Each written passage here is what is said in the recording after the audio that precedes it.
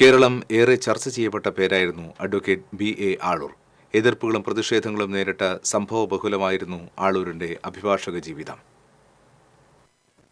എരുമപ്പെട്ടി പതിയാരം ആളൂർ ദമ്പതികളുടെ 6 മക്കളിൽ മൂന്നാമത്തെ മകനാണ് ബിജു ആന്റണി എന്നു പേരുള്ള advocate BA Aloor. Erumapetty government ഹൈസ്കൂളിൽ നിന്ന് പ്രാഥമിക വിദ്യാഭ്യാസത്തിന് ശേഷം കുന്നംകുളത്തെ സ്വകാര്യ കോളേജിൽ നിന്ന് MA ബിരുദം കരസ്ഥമാക്കി. തുടർന്ന് മൂത്ത സഹോദരന്മാർ ജോലി ചെയ്യുന്ന മുംബൈ, പൂനെയിലേക്ക് ജോലി തേടിപ്പോയി. സ്വകാര്യ കമ്പനിയിൽ ജോലി ചെയ്യുന്നതിനിടെ സ്വകാര്യ കോളേജിലെ രാത്രി ക്ലാസ്സിൽ ചേർന്ന് LLB ബിരുദമെടുത്തു. ഇതിനുശേഷം നാട്ടിലെത്തി വടക്കഞ്ചേരി കോടതിയിൽ കുറഞ്ഞ കാലം അഭിഭാഷകനായി പ്രാക്ടീസ് ചെയ്തു. തുടർന്ന് മുംബൈയിലേക്ക് മടങ്ങിപ്പോകുകയും ക്രിമിനൽ ലോയറായും പ്രമുഖർക്കെതിരെയുള്ള പൊതു താൽപര്യ കേസുകളെടുത്തും ശ്രദ്ധേയനായി.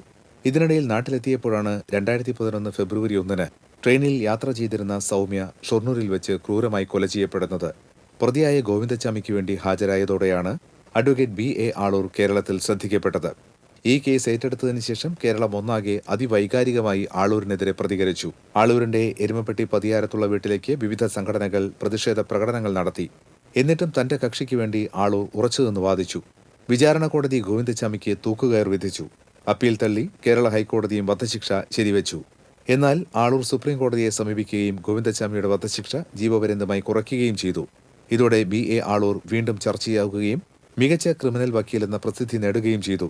തുടർന്ന് പെരുമ്പാവൂർ ജിഷാവധം, കൂടത്തായി, കൊച്ചിയിൽ നടി ആക്രമിക്കപ്പെട്ട കേസ്, ഇലന്തൂർ ഇരട്ടക്കൊലപാതകം തുടങ്ങിയ കേസുകളിൽ പ്രതികൾക്ക് വേണ്ടി ഹാജരായി. എതിർപ്പുകളും പ്രതിഷേധങ്ങളും തന്റെ ജോലിയുടെ ഭാഗമായി കണ്ടിരുന്ന ആളൂർ ഇതിനെയെല്ലാം ചിരിച്ചുകൊണ്ടാണ് നേരിട്ടിരുന്നത്.